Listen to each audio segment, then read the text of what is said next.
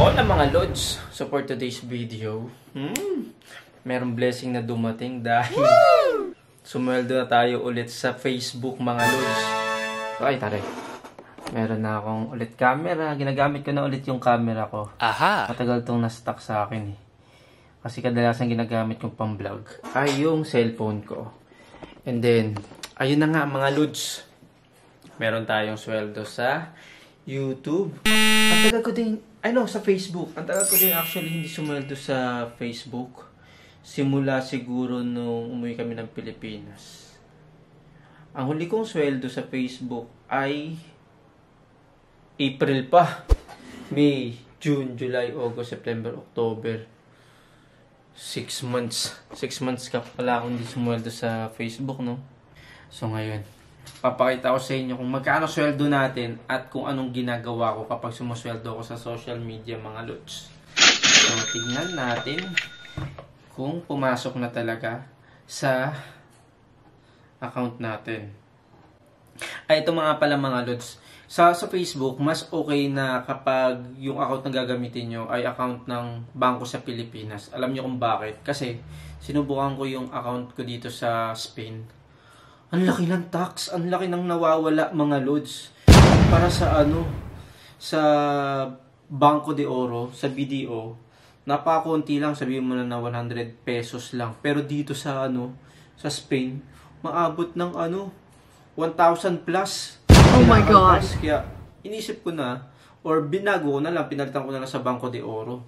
Kaya mas okay pa kaysa naman sweldo mo sa euro, tapos transfer mo rin naman na yung peso, kaltas na naman yun, panibagong kaltas. Kaya mas maganda, direkta na lang sa sa bangko sa Pilipinas. So ito Lods ang ginagawa ko.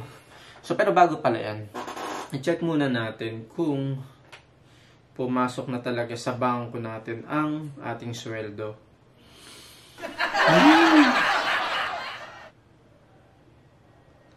Ayan. Wala pa naman. Wala pa naman Hindi pa siya nagre-reflect. It's a prank. Hindi pa siya nagre-reflect mga Lods. Nakalagay sa Facebook, pumasok na daw. Pero hindi pa naman Siguro bukas pa yung papasok. Pero ang ginagawa ko mga Lods, sa sweldo ko sa social media, nilalagay ko na siya sa MP2. Sinisave ko na doon kasi alam ko hindi ko na siya magagalaw at naiipon yung mga talagang sinusweldo ko sa social media. Yung mga kinikita ko sa social media, kino-consider ko siya as extra money lang. Kasi nga naman, katuwaan lang naman yung sa social media na ginagawa ko, hindi ako masyado din nakakapag-vlog.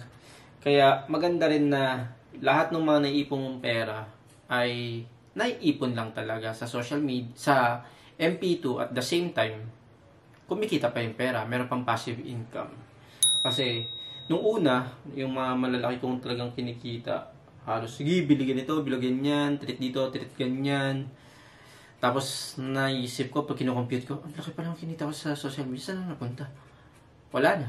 Kaya ngayon, natuto na ako na ipunin na talaga lahat ng kinikita ko sa social media. At patubuin ng patubuin. Hinahayaan ko na yung pera ko na nakaipon, nagtatrabaho pa para sa akin. Kasi, kumikita siya, tumutubo siya, at nagkakaroon ako ng passive income. So, ayun. Ngayon, wala pa pala sa bangko ko, hindi pa siya nagre-reflect. Siguro bukas pa siya.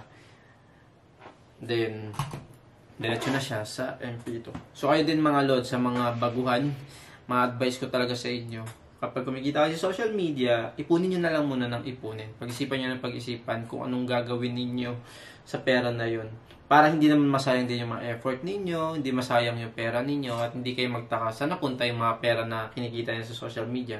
Kasi minsan hindi rin bilo din talaga yung kinikita sa social media, as in umaabot talaga ng 7 digit sa loob ng isang buwan. Swertihan na lang din talaga kapag nag-viral ka. So, ayun mga Lods. So, kung gusto nyo rin talagang makaipon gamit ang social media, huwag nyo munang gastusin yung mga pera ninyo. Tago nyo katulad ginagawa ko sa MP2, tapos after 5 years, ito nyo ma-withdraw. At merong kinikita. Buhay na maraming salamat sa inyong panonood and hanggang sa susunod na video. Ciao mga lods!